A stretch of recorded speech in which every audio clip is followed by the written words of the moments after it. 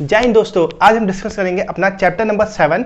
Chapter number 7 है acquisition and learning, जो कि जिसको हिंदी में बोलते हैं अर्जन और अधिगम।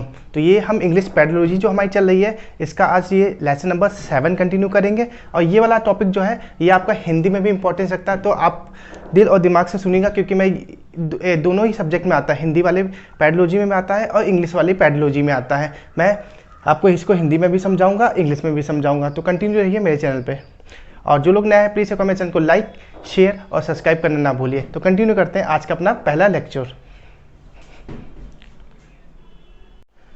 दोस्तों, तो अब डिस्कस करेंगे एक्विजिशन एंड लर्निंग। एक्विजिशन और लर्निंग के बारे में चर्चा करेंगे आज। तो एक्विजिशन मतलब होता है अर्जन और लर्निंग मतलब होता है अधिगम। तो अर्जन क्या चीज़ होती है? अर्जन कोई भी बालक या छोटा बच्चा, उसके अंदर जन्मजात होती है। जैसे कि मान लो छोटा बच्चा जब पैदा होता है और उसके बाद वो बोलना अपने आप सीखता है, अपनी मातृभाषा को, अपनी जो उसकी राज्य भाषा होगी और जहाँ वो रहता होगा वहाँ की जो उसकी मदर टंग या मातृभाषा होगी, वो क्या उसको सिखाई नहीं जाएगी, वो अपने आप ही अर्जित कर लेगा। तो क्या उसको बोलते हैं? एक्विजिशन बोलते हैं। अब दूसरा समझते हैं लर्निंग या अधिगम। लर्निंग या अधिगम वो चीज़ होती है, सपोज करिए हम लोग अपने यूपी में रहते हैं, तो यूपी की राष्ट्रभाषा क्या है? हिंदी है, ठीक है। लेकिन अगर यहाँ का बच्चा अन्य देश की भाषा सीखना चाहता है, जैसे कि मान लो इंग्लिश सीखना चाहता है, तो उस कंडीशन में क्या होगा? उसको अधिगम करना पड़ेगा, उसको पढ़ना पड़ेगा, किताबों से पढ़ना पड़ेगा, बुक से पढ़ना पड़ेगा, लेक्चर्स को देखना पड़ेगा, तब वो दूसरी भाषा को सीख सकता है। लेकिन जो हमारी पहली मातृभाषा है उसको हम एक्वायर करते हैं, उसको हम अर्जन करते हैं। लेकिन जो हमारी दूसरी भाषा, जो टारगेट लैंग्वेज जिसको हम सीख रहे हैं, उसको हम लर्निंग करते हैं या अधिगम करते हैं। लेकिन एक और कंडीशन सुनिए, अगर कोई भी बच्चा दोनों भाषा सीख सकता है, जिसको जैसा इन्वॉल्वमेंट या पर्यावरण मिलेगा। सपोज करिए कि अगर हमारे घर में अगर इंग्लिश बोली जा रही है, तो हम उसको दूसरी भाषा को भी एक्वायर कर सकते हैं। ये दोनों चीज़ किस पे डिपेंड होती हैं? इन्वॉल्वमेंट पे डिपेंड होती हैं। ये दोनों चीज़ किस पे डिपेंड होती हैं? इन्वॉल्वमेंट पे।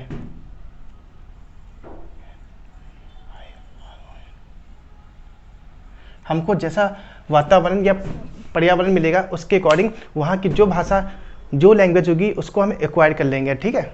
तो आप समझ गए, ये जो आपका ये जो एक्विजिशन और अर्जन होता है, ये हमारे अंदर जन्मजात होता है, ठीक है। जन्म से इनेट कैपेसिटी हर बालक या बच्चे के अंदर होती है उस चीज़ को सीखने के लिए, ठीक है। और लर्निंग क्या होती है? लर्निंग को हम लर्निंग या अधिगम, लर्निंग खुद ही समझ रहे हो, जब हम कॉपी किताब से कुछ पढ़ते हैं, याद करते हैं, तो वो उस लर्निंग के अंदर आता है। तो अगर ये टर्म, अगर यही मैं बात करूँ, भाषा सीखने की बात करूँ, तो अगर हम यूपी राज्य में रहते हैं तो हमारी जो मातृभाषा वो हिंदी है, ठीक है। जिस फैमिली की जो मातृभाषा है उसकी हिंदी है, तो हिंदी वो क्या कर लेता है? वो एक्विजिशन अर्जित कर लेता है। लेकिन जब वो दूसरी भाषा को सीखता है तो वहाँ पे वो लर्निंग करता है, अधिगम करता है, ठीक है। लेकिन इन दोनों चीज़ को के लिए बहुत ही इंपॉर्टेंट क्या है? पर्यावरण बहुत ही मोस्ट इंपॉर्टेंट रोल प्ले करता है भाषा को सीखने के लिए। अब एक चीज़ और समझते हैं।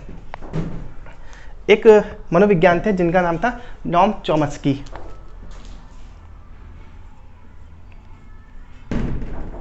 नॉम चॉम्स्की,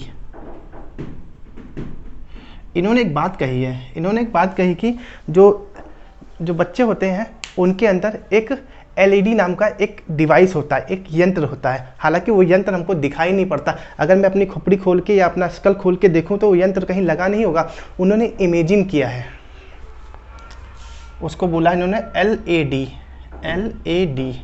इसका फुल फॉर्म होता है लैंग्वेज एक्विजिशन डिवाइस। दिख रहा है ना? हाँ, दिख रहा है।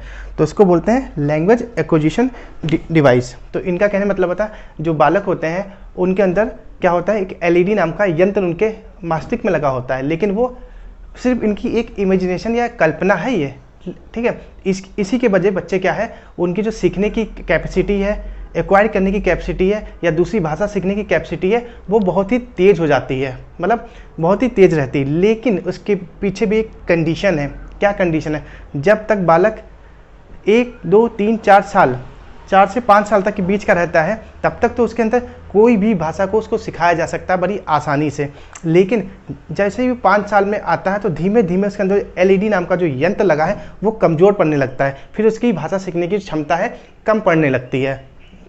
कैसे? सपोज करिए अगर अब मैं हूँ और एक छोटा बालक है या 2 या 3 साल का या 1 साल का, मैं 25-26 साल का जो भी हूँ, ठीक है, उसको अगर कोई दूसरी भाषा सिखाई जा रही है या वहाँ का जो इन्वायरमेंट है, ठीक है, तो बहुत ही जल्दी दूसरी भाषा को सीख लेगा। अपनी मातृभाषा सपोज करिए एक या इंडिया से एक बच्चा फॉरेन भेज दो 1 या 2 साल का, वो बहुत जल्दी वहाँ की लैंग्वेज को एक्वायर कर लेगा। लेकिन हम 20+ हैं वहाँ जाएंगे तो हमको टाइम लगेगा वहाँ की भाषा को एक्वायर करने में। तो मेन रोल प्ले क्या है?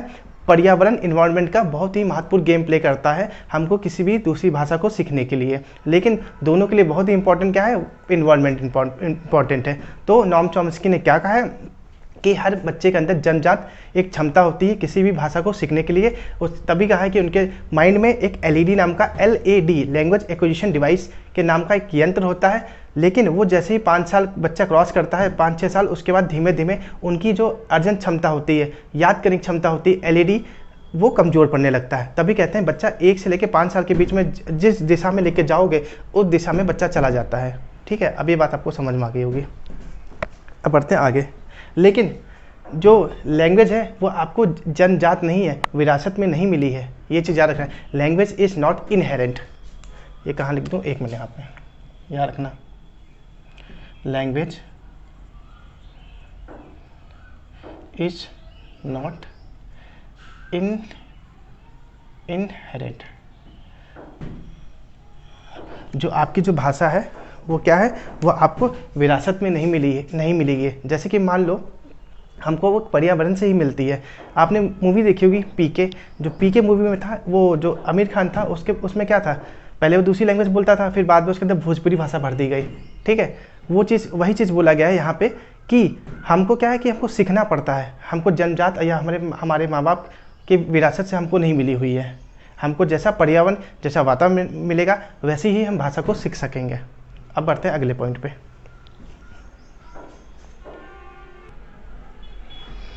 आइए अब समझते हैं लैंग्वेज मतलब भाषा।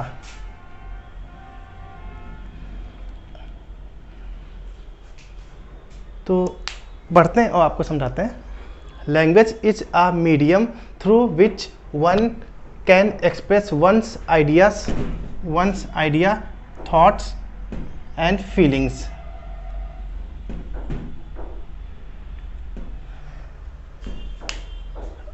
भाषा के माध्यम से कोई भी व्यक्ति अपनी आइडिया मतलब अपने विचार, अपने थॉट, अपने जो भाव और फीलिंग्स को व्यक्त कर सकता है। अब अगर हमारी कोई भाषा है, हम उस मीडियम के थ्रू आपसे बात करके अपने थॉट्स को आप तक पहुंचा सकते हैं। ठीक है, तो यहाँ पे बोला गया है language is a medium through which one can express once idea thoughts and feeling. भाषा के ही माध्यम से कोई भी व्यक्ति, ठीक है, अपने आइडिया को, अपनी फीलिंग को और अपने थॉट्स को दूसरे के पास तक पहुंचा सकता है। आगे बढ़ते हैं। There are many language in the world. विश्व भर में बहुत सारी भाषाएं बोली जाती हैं। About 600 language and dialects are spoken in India. करीबन 1600 भाषाएं बोली जाती हैं और एसेंस बोले जाते हैं। एसेंस, ठीक है। तो यहाँ पे जो डाटा लिखा हुआ है 16, ये मैंने जो आपका ऑथेंटिक डाटा है वो दिया है। तो 1600+ लैंग्वेज बोली जाती है और डायलेक्ट्स बोले जाते हैं। तो याद रखना, भाषा क्या होती है? भाषा वो चीज़ होती है जिसके द्वारा कोई भी व्यक्ति अपनी आइडियाज़, थॉट या फीलिंग को एक्सप्रेस कर पाता है। हमारे वर्ल्ड पे बहुत सारी भाषाएं बोली जाती हैं, टोटल 1600+ भाषाएं हैं और डायलेक्ट्स बोले जाते हैं। ये बात आप लोग याद रखना। गाइस, एक बार मेरे चैनल को लाइक, शेयर और सब्सक्राइब करिए अगर आपको अच्छा लग रहा है मेरा एक्सप्लेनेशन। तो जो भाषा है, भाषा का परिवार, लैंग्वेज ऑफ फैमिली इसकी क्या क्या, मतलब जो आपकी भाषा है उसकी क्या फैमिली है, वो किसके अंदर आती है। हालांकि है तो बहुत सारी, लेकिन मैं सारी अगर आपको लिखाऊंगा तो आपको मेरे ख्याल से वो आपके लिए यूज़फुल नहीं है, क्योंकि हम जहाँ पेपर देते हैं वहाँ पे हिंदी या इंग्लिश ही पूछी जाती है, तो हमने जो इम्पोर्टेंट था वही मैंने यहाँ पे मेंशन किया है। फालतू में इतना सारा मैं अगर आपको ग्राफ दिखा दूँ तो मेरे ख्याल से आपको बोरिंग लगने लगता है, अब वो सब आपके काम की चीज़ें नहीं है। जो काम की चीज़ है सिर्फ मैं वही चीज़ यहाँ पर डिस्कस करूँगा। तो लैंग्वेज ऑफ फैमिली, भाषा का परिवार के बारे में बात करेंगे, और आपकी हिंदी या इंग्लिश किसके अंदर आती है वो चीज़ से आपको याद रखना है। तो जो आपकी हिंदी हो गई, इंग्लिश हो गई और गुजराती हो गई, तो ये किस फैमिली के अंदर आती है, ये उस फैमिली का नाम लिखा है। तो वो फैमिली का नाम है Indo European. Indo European family के अंदर कौन कौन सी भाषा आपकी आती है, हिंदी, इंग्लिश और गुजराती। तो याद रखना कि हिंदी, इंग्लिश और गुजराती किस फैमिली के अंदर आती है, इंडो यूरोपियन के अंदर आती है। कभी कोई क्वेश्चन पूछ लिया था कि इंग्लिश किस फैमिली के अंदर आती है, तो याद रखना इंडो यूरोपियन के अंदर आती है। या आपसे हिंदी पूछा जाए या गुजराती पूछा जाए तो ये चीज़ जरूर याद करके, क्योंकि यहाँ पे हिंदी इंग्लिश का मोस्ट इंपॉर्टेंट है, तभी मैंने उसको कवर किया है। बाकी तो तमिल, तेलुगु जो भी आ जाए, इतनी सारी वो पूछा नहीं जाएगा आपके एग्जाम्स में। तो हमारी Hindi, English, Gujarati Indo European family के अंदर आती है। अब बढ़ते हैं आगे। आप जानते हैं भाषा की विशेषताओं के बारे में, कैरेक्टरिस्टिक ऑफ लैंग्वेज के बारे में जानते हैं कि भाषा की विशेषताएं क्या क्या होती हैं उनके बारे में। इसमें से 1 नंबर का क्वेश्चन आपका पूछा जाता है, हमेशा ही आपके सीटेट के पेपर में इंग्लिश पेडोलॉजी में आता ही आता है। तो ध्यान से सुनिएगा। It act as means of communication, जो आपकी भाषा है संप्रेषण के लिए हेल्पफुल होती है। संप्रेषण मतलब कम्युनिकेशन। अगर हम सपोज करिए कि हमको हिंदी आती है, आपको भी हिंदी आती है, तो हम लोग आपस में कम्युनिकेशन कर ले रहे हैं ना। अगर हमको हिंदी आती है, दूसरे को तमिल आती है, तो यहाँ पे कोई भाषा का रोल प्ले करता है, कम्युनिकेशन या संप्रेषण का कोई महत्व है? नहीं है, क्योंकि भैया हमको उसकी दूसरी भाषा आती ही नहीं है। ठीक है, तो इसलिए यहाँ पे ये एक्ट एज कम्युनिकेशन, एक माध्यम है जिसके द्वारा हम अपनी बात किसी और से कह सकते हैं लैंग्वेज को। ये एक पहली विशेषता हुई। दूसरी, it is symbolic and dynamic, या एक सिंबॉलिक चिन्ह के रूप में भी होती है, और यह डायनेमिक इसको क्यों बोला है, क्योंकि यह चेंज होती रहती है, परिवर्तनशील होती है। कीप ऑन चेंजिंग, डायनेमिक मतलब keep on changing, keep on changing. तो भाषा क्या होती है आपकी, सिंबॉलिक होती है, सिंबल फॉर्म्स में भी होती है, और आपकी चेंज होती रहती है।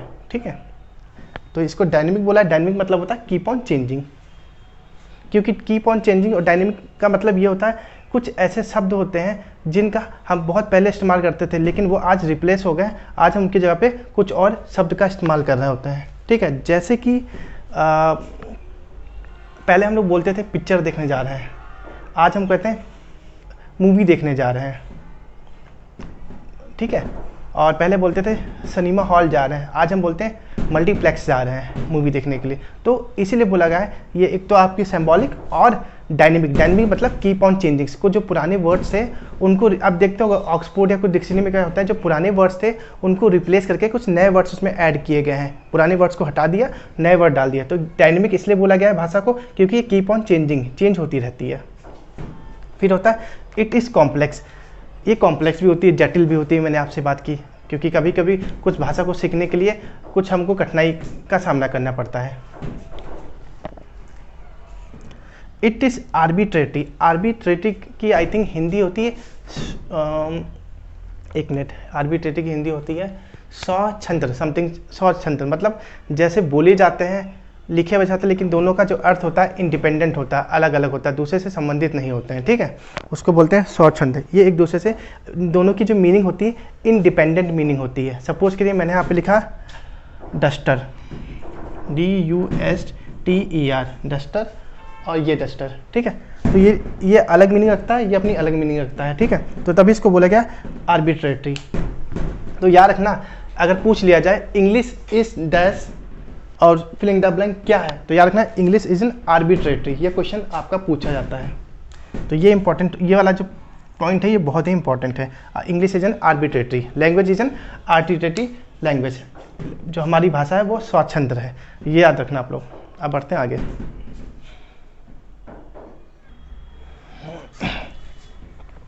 तो डिटेल में डिस्कशन करते हैं। एक्विजिशन अभी बताया था, एक्विजिशन मतलब होता है अर्जन। इसके बारे में हम डिटेल में डिस्कशन करते हैं अब थोड़ा सा।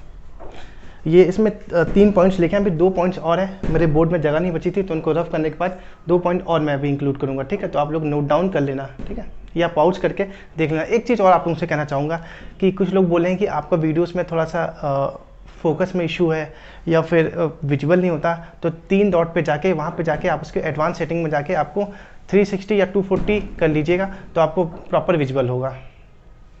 बढ़ते हैं अपने टॉपिक पे। तो एक्विजिशन जानते हो, हम किसी भी चीज़ को एक्विजिशन में ही वर्ड छिपा हुआ एक्वायर, खुद ही अपने आप एक्वायर कर लेते हैं, खुद ही अपने आप अर्जित कर लेते हैं, ठीक है। Well language is learned naturally without any systematic practice then it is called acquisition. कहने का मतलब यह है जब भाषा बिना मतलब अधिगम की बिना लर्निंग के हम सीख लेते हैं, बिना किसी एफर्ट मारे सीख लेते हैं, उसको बोलते हैं हम लोग एक्विजिशन। एक्विजिशन मतलब जिसमें हम कोई भी एफर्ट नहीं लगाते, ऐसे ही आसपास में जो भाषा बोली जाती है उसको सुनते सुनते हम सीख जाते हैं, या अपने घर में जो मातृभाषा बोली जाती है उसको सुनते सुनते हम जो सीख जाते हैं उसको बोलते हैं एक्विजिशन या अर्जन, जिसमें हम मेहनत नहीं लगाते हैं, जिस भाषा को सीखने के लिए हमारी मेहनत नहीं लगती है। अगला, it refers to the process of learning a native language और second language because of the innate capacity of human mind. कहने का मतलब यह है कि हम जो नेटिव मतलब पड़ोस की, ठीक है, सपोज करो कि एक फैमिली है, एक हिंदू फैमिली है, ठीक है, और उनके घर में हिंदी बोली जाती है, लेकिन उनके बगल में एक फैमिली रहती है, पंजाबी फैमिली रहती है, उनके घर में पंजाबी बोली जाती है, ठीक है। तो ये बात इसके अंदर बोली गई है, हम कहीं ना कहीं उनकी भी लैंग्वेज को सीख सकते हैं। जो पंजाबी फैमिली मेरे घर के बगल में रहती उनकी भी हम लैंग्वेज सीख सकते हैं, क्योंकि हमको हमारे अंदर इनेट कैपेसिटी है उस चीज़ को पकड़ने की। जन्मजात बताई थी ना, जन्मजात नॉम चॉम्स्की थे, उन्होंने बोला था कि बच्चे के अंदर जन्मजात क्षमता होती है 2 भाषा को सीखने के लिए, लेकिन 2 भाषा क्या जो उसके अगल बगल बोली जा रही है उसको सीखने के लिए, लेकिन वो एक टाइम लिमिट के अंदर, अगर वो 5 साल के अंदर का है तो वो जिस पर्यावरण या जिस वातावरण में बच्चा रहेगा वो भाषा सीख लेगा, एक्वायर कर लेगा नेचुरली, जिसमें उसको कोई एफर्ट नहीं मारनी पड़ेगी। लेकिन जैसे जैसे 5 साल प्लस होता जाएगा उसका जो एलईडी है वो वीक होता जाएगा बच्चे का, तो उसकी जो भाषा सीखने की क्षमता है वो कमज़ोर होती जाएगी। It refers to the process of learning a native और second language because of the innate capacity of human mind। यही बात की गई है कि उसके अंदर कैपेसिटी है, उस बालक के अंदर या बच्चे के अंदर इनेट कैपेसिटी है, आंतरिक क्षमता है उस भाषा को सीखने के लिए, नेटिव या दूसरी भाषा को सीखने के लिए उसके अंदर क्षमता है अर्जन के अंदर, ये पॉइंट आता है। अगला, learner acquire a language when it is used naturally environment. अब कहने का मतलब क्या है, जो बच्चा या अधिगम करता जो सीखने वाला है वो बड़ी आसानी से सीख जाता है, वो नेचुरल वे से सीख जाता है, उसको याद करने की ज़रूरत नहीं पड़ती। अगर मेरे घर में हिंदी बोली जा रही है तो मेरे घर में जो छोटे बालक हैं, जो अभी न्यू बॉर्न्स बेबी हैं, ठीक है, उनको कोई भी एफर्ट नहीं मानना पड़ेगा हिंदी भाषा को पढ़ने के लिए। वो नॉर्मली बोलचाल की जो भाषा है वो अपने आप ही आराम से सीख जाएंगे हिंदी के, ठीक है। अब पढ़ते हैं अपने आगे 2 पॉइंट्स बचे हैं उनको डिस्कस करते हैं। तो आपके जो 2 पॉइंट हैं वो इसके बारे में समझते हैं। When the learner acquires second language, it is influenced by the language transfer। जब अधिगमकर्ता दूसरी भाषा को सीख रहा होता है, ठीक है, तो उसकी जो लैंग्वेज ट्रांसफ़र होता है वो इन्फ्लुएंस होता है उसकी जो प्रथम लैंग्वेज होती है, transfer by the learner language that they already know.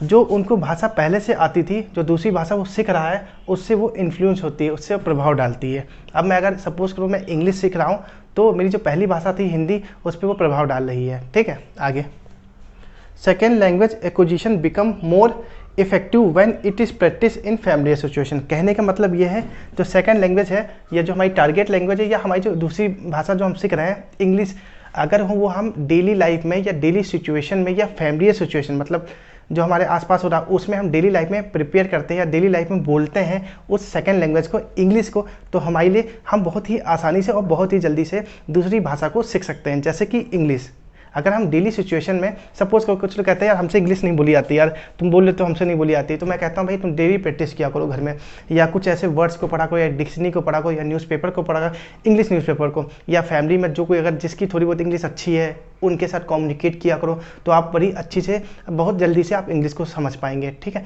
तभी यही बात इसके अंदर बोली गई है, यही चीज़ है सेकंड लाइन के अंदर बोली गई है। Second language acquisition become more effective when it practice in family situation. कहने मतलब ये है कि बहुत ही जल्दी प्रभाव डालेगी अगर आप डेली के डेली अपनी जो सिचुएशन है, जो पर्सनल लाइफ या फैमिली सिचुएशन है, उसके अंदर अगर आप बातचीत करते हैं जिसका कम्युनिकेशन अच्छा है इंग्लिश का उनके साथ, तो आप पे बहुत ही जल्दी प्रभाव पड़ेगा, आप दूसरी भाषा को बहुत ही जल्दी अर्जित कर पाएंगे। अब बढ़ते हैं आगे। एक बार मेरे चैनल को लाइक, शेयर और सब्सक्राइब करिए दोस्तों। आप समझते हैं लर्निंग और अधिगम के बारे में। इससे पहले हमने डिस्कस किया था एक्विजिशन के बारे में, अब जानते हैं लर्निंग के बारे में डिटेल में। लर्निंग क्या होती है? जब हम किसी दूसरी भाषा को सीख रहे होते हैं तो हम अपना दिल, दिमाग और मेहनत से उस भाषा को सीखना होता है, तो उसको बोलते हैं अधिगम। और जिस भाषा को हम नेचुरली एक्वायर्ड कर लेते हैं उसको बोलते हैं acquisition. When a language is learned in a systematic way, it is known as learning। जब हम किसी दूसरी भाषा को सीख रहे होते हैं और एक सिस्टमेटिक वे से सीख रहे होते हैं, याद कर रहे होते हैं, पढ़ रहे होते हैं या समझ रहे होते हैं सिस्टमेटिक वे से, तब वो क्या कहलाती है? वो आपको कहलाती है लर्निंग कहलाती है। अगला है लर्निंग इज मीनिंगफुल प्रोसेस। जो याद करना एक मीनिंगफुल प्रोसेस होता है। मान लो कि आप दूसरी भाषा सीख रहे हैं तो आपके लिए कहीं ना कहीं हेल्पफुल है, वो किसी ना किसी आगे चल के काम ही आएगी। तो मीनिंगफुल कुछ एक अर्थ का किसी भी कार्य में अर्थ का निर्माण करेगी। ठीक है, आप सपोज करिए कि अभी मैं यहाँ पे हूँ, मैं अगर सपोज को यूपी स्टेट में हूँ, मैं हिंदी बोल रहा हूँ और मैं दूसरी भाषा को साथ साथ इंग्लिश में सीख रहा हूँ, लेकिन जब मैं कहीं जाऊँगा फॉरेन कंट्रीज़ में तो वहाँ पे मेरी इंग्लिश मैंने यहाँ सीखी, वहाँ कहीं ना कहीं मेरे लिए काम आएगी ना उनसे कम्युनिकेशन करने के लिए, नहीं तो कम्युनिकेशन बैरियर आ जाएगा। अगर मैं हिंदी बोलूँगा वो इंग्लिश बोलेंगे तो मेरी भाषा को समझ नहीं पाएंगे, तो वो ट्रांसलेशन का इस्तेमाल करेंगे। लेकिन अगर मुझे सेकेंड लैंग्वेज मुझे आती है इंग्लिश, वहाँ जाकर जब मैं कम्युनिकेट करूँगा इंग्लिश टू इंग्लिश तो आसानी से समझ जाएंगे और मैं भी उनकी भाषा को समझ पाऊँगा। तो ये मीनिंगफुल प्रोसेस है। Acquisition is a subconscious process while learning is conscious process. कहने मतलब क्या होता है? एक्विजिशन बताया मैंने, अर्जन होता है, एक सबकॉन्शियस प्रोसेस होता है। ठीक है, इसमें क्या होता है कि हमको सबकॉन्शियस मतलब जिसमें हमको मेहनत नहीं करनी पड़ती किसी भी चीज़ को समझने या सीखने के लिए। While learning is a conscious process and deliberate. Conscious और डेलिब्रेट जिसमें हमको मेहनत लगन चाहिए होती है वो होती है लर्निंग। जिसमें मेहनत लगन चाहिए होती है उसमें लर्निंग होती है। जिसमें हम नॉर्मली नेचुरली एक्वायर कर लेते हैं या समझ लेते हैं तो उसको बोलते हैं अर्जन। Mother tongue is mostly acquire while second language is mostly learn. कहने मतलब यह है जो आपकी मातृभाषा है उसको हम अर्जित कर सकते हैं, लेकिन जो दूसरी भाषा हम सीख रहे हैं उसको हमको लर्निंग करनी पड़ेगी, उसकी हमें अधिगम करना पड़ेगा। अब बढ़ते हैं आगे। दोस्तों एक बार लाइक, शेयर और सब्सक्राइब जरूर करिए, ज़्यादा से ज़्यादा शेयर भी करिए, क्योंकि ये जो टॉपिक कवर कर रहा हूँ ये आपके सीटेट और टीचिंग एग्जाम्स के लिए सबसे इंपॉर्टेंट सब्जेक्ट पैथोलॉजी है। ठीक है, ये चैप्टर लंबा है मैं मानता हूँ, लेकिन कंटिन्यू करना जरूरी है क्योंकि ये यहाँ से क्वेश्चन 2 या 3 नंबर का पूछा जाता है आपसे। सो दोस्तों अब डिस्कस करेंगे ऑब्जेक्टिव ऑफ टीचिंग इंग्लिश। क्या ऑब्जेक्टिव होते हैं टीचिंग इंग्लिश के? इंग्लिश टीचिंग के क्या ऑब्जेक्टिव आते हैं? तो आपके 2 होते हैं, लैंग्वेज डेवलपमेंट हो गया, एक लिटरेचर डेवलपमेंट हो गया। लैंग्वेज डेवलपमेंट मैंने डिस्कस किया था आपसे 4 LSRW की बात की थी। आप इन सब चीज़ों में प्रोफिशिएंट होने चाहिए, तभी आपकी लैंग्वेज डेवलपमेंट अच्छी हो सकती है। ठीक है, तो LSRW की मैंने जो बात की थी, LSRW मतलब होता है, L मतलब होता है लिसनिंग, S मतलब स्पीकिंग मतलब सुनना, S मतलब स्पीकिंग मतलब बोलना, R मतलब रीडिंग करना और W मतलब राइटिंग मतलब लिखना। तो अगर आप इन 4 चीज़ में पारंगत हैं LSRW में तो आपकी जो लैंग्वेज डेवलपमेंट है ये अच्छी होगी।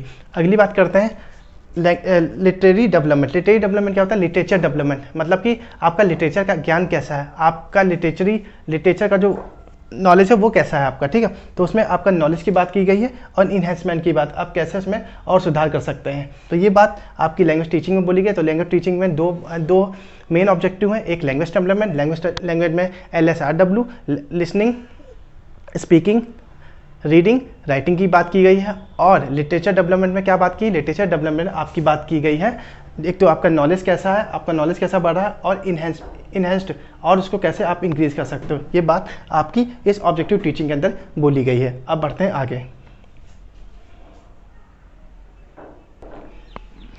आइए अब जानते हैं प्रॉब्लम इन टीचिंग इंग्लिश। क्या हमको क्या क्या प्रॉब्लम आती है, क्या क्या हमको परेशानी फेस करनी पड़ती है इंग्लिश को सीखते समय, उनके बारे में चर्चा करते हैं यहाँ पे। In India English is thought as a second language. To be proficient in English one should have to be proficient in its constitutes, sounds, vocabs and structure. अब समझते हैं इसके बारे में। इस वाक्य में जो बोला गया है कि जो अपने भारतवर्ष में है जो इंग्लिश है वो हमको सेकेंड लैंग्वेज के रूप में सिखाई जाती है, ठीक। लेकिन जो बंदा हमको, जो स्कूल में जो बंदा या टीचर है हमको जो लैंग्वेज सिखा रहा है वो खुद ही प्रोफिशिएंट हो इंग्लिश में, तभी बच्चों को अच्छा लेक्चर, अच्छा नॉलेज डिलीवर कर पाएगा इंग्लिश को लेके बच्चों को। अगर उसका खुद का एक प्रोनाउंसिएशन अच्छा नहीं है, सपोज करो वो डेट को डाटा पढ़ता है या डाटा को डेट पढ़ता है, तो बच्चे भी वही बोलने लग जाएंगे जो टीचर बोलता है, समझे। तो इसमें यही बात बोली गई है कि ये प्रॉब्लम हम लोग बहुत फोकस करते हैं ये अपने भारतवर्ष में कि टीचर प्रोफिशिएंट नहीं है कहीं ना कहीं। अगर बच्चे को आप सेकंड लैंग्वेज सिखा रहे हैं तो टीचर उस लैंग्वेज में, इंग्लिश में परफेक्ट होने चाहिए, तभी जो सामने बच्चा बैठा है जो सीख रहा है वो तभी परफेक्ट बन पाएगा सेकंड लैंग्वेज सीखने में। ये बात इसके अंदर बोली गई। देखो यहाँ बोला in India English is thought as second language. भारतवर्ष में जो आपकी इंग्लिश है वो दूसरी भाषा के रूप में सिखाई जाती है। To be proficient in English, English में पारंगत, one should have to be proficient, जो सिखा रहा है वो खुद प्रोफिशिएंट हो इन इट्स कॉन्स्टिट्यूट, वो खुद ही वो अपने ही मतलब कि अपनी जो इंग्लिश सिखा रहा है उसमें प्रोफिशिएंट होना चाहिए। किसमें? एक तो उसका साउंड, उसका जो प्रोनाउंसिएशन होता है जो है वो ज़बरदस्त होना चाहिए। दूसरा वोकैबलरी, उसका शब्द भंडार बड़ा अच्छा होना चाहिए। दूसरा स्ट्रक्चर, और पढ़ाने का जो ढंग या तरीका है वो ज़बरदस्त होना चाहिए। सपोज करो क्या होता है कि एक स्ट्रक्चर ही बच्चे को अच्छा नहीं मिला पढ़ाई करने के लिए, इन्वायरमेंट या पर्यावरण नहीं अच्छा मिला तो बच्चा तब भी नहीं सीख पाएगा। तो बात इसमें यही बात बोली गई है कि जो टीचर हमको जो पढ़ा रहा है वो खुद एक प्रोफिशिएंट हो इंग्लिश में, तभी सामने वाले बच्चे को अच्छा लेक्चर, अच्छा नॉलेज, अच्छा प्रोनाउंसिएशन, अच्छा वर्ड शब्द भंडार बच्चे को दे सकता है और कम्युनिकेशन के बारे में सिखा सकता है। ये बात इसके अंदर बोली गई है, ठीक है। देखो कभी कभी एक और प्रॉब्लम आती है कि बच्चे को स्कूल में तो वातावरण मिलता है, लेकिन घर में जब आता है तो वो अगर इंग्लिश बोलने लगता है तो घर वाले बोलते हैं, अरे घर वाले क्या, उसके दोस्त ही बोलते हैं, अबे चल अंग्रेज़ मत बन, नहीं बोलते हैं। तो कहीं ना कहीं ये भी प्रॉब्लम है, देखा जाए इंडिया के अंदर आती है, ठीक है। बच्चा अगर इंग्लिश कुछ सीख रहा है अपने स्कूल में और घर आके अपने दोस्तों से बोलता है तो दोस्त बोलते हैं ये अंग्रेजी, तू अंग्रेजी यहाँ मत झाड़, स्कूल में जाकर झाड़ना, ठीक है। तो ये भी एक प्रॉब्लम आती है टीचिंग के अंदर। और भी प्रॉब्लम है उनके बारे में समझते हैं, पहला है। फिर दूसरी है lack of qualified and insufficient teachers. ये बात मैंने भी डिस्कस करी थी कि जो शिक्षक है वो उसका क्या है, लैक ऑफ क्वालिफिकेशन, उसके अंदर वो क्वालिफिकेशन ही नहीं है जो बच्चे को इंग्लिश सिखा रहा है, ठीक है। तो कहीं ना कहीं ये भी प्रॉब्लम आती है कि जो शिक्षक lack of qualification and insufficient teacher, और टीचर भी कम है। अब सपोज करो कि हम अपने भारतवर्ष में बच्चों को इंग्लिश सिखा रहे हैं तो यहाँ पे टीचर ही कम है और उनका जो क्वालिफिकेशन है वो भी कम है, लेकिन वो बच्चों को सिखा रहे हैं तो कहीं ना कहीं एक इम्पैक्ट। लेकिन जो बहुत ही परफेक्ट हैं उनसे तो हमको पढ़ाना चाहिए बच्चों को, ताकि बच्चों का भी कम्युनिकेशन अच्छा हो सके, शब्द भंडार अच्छा हो सके इंग्लिश का। लेकिन हमारी जो सबसे प्रॉब्लम या कमजोरी है लैक ऑफ क्वालिफाइड टीचर। जो टीचर है वो कम क्वालिफाइड है इंग्लिश में और इनसफिशिएंट और बहुत कम मात्रा में है। तो एक हमारी प्रॉब्लम ये हो गई। दूसरी प्रॉब्लम की बात करते हैं, डिफेक्टिव मेथड ऑफ टीचिंग। उनका जो पढ़ाने का तरीका है वो डिफेक्टिव है, कहीं ना कहीं वो सही जो रूल रेगुलेशन या जिस तरह से पढ़ाना चाहिए इंग्लिश को उस तरह से वो नहीं पढ़ा पाते हैं। जिस तरह अदर कंट्री, जिस तरह हम लोग हिंदी को पढ़ाते हैं उस तरह वो लोग इंग्लिश को यहाँ पर नहीं पढ़ा पाते हैं। अगली बात, वेरिएशन इन इंग्लिश सिलेबस। जो सिलेबस होता है, जो सब्जेक्ट पैटर्न होता है हर स्कूल में अलग अलग होता है। जैसे कि मान लो UP board, ICSE board, CBSE board, इन सब का जो बुक्स होती हैं, अगर सीबीएसई बोर्ड का बच्चा है तो हर जगह सेम बुक चलनी चाहिए, तभी हेल्पफुल रहेंगे। तभी यहाँ पर बोलिए कि जो सिलेबस में होता है वेरिएशन वो भी कहीं ना कहीं प्रॉब्लम क्रिएट करता है आपको इंग्लिश सीखने में। अगला है लैक ऑफ टीचिंग मटेरियल। अब कुछ इंस्ट्रूमेंट्स होते हैं, टीएलएम आप जानते हो, टीचिंग लर्निंग मटेरियल्स वगैरह होते हैं, तो उनकी भी कमी होती है जिसके चलते बच्चे को प्रॉब्लम फेस करनी पड़ती है इंग्लिश को सीखने के लिए। आगे आता है ओवर क्राउडेड क्लासेस। अब क्या भैया, एक क्लास में 90 या 80 बच्चे भर के आप इंग्लिश पढ़ा रहे हो तो बच्चा समझ पाएगा क्या? टीचर हर बच्चे पे फोकस कर पाएगा? बिल्कुल नहीं कर पाएगा।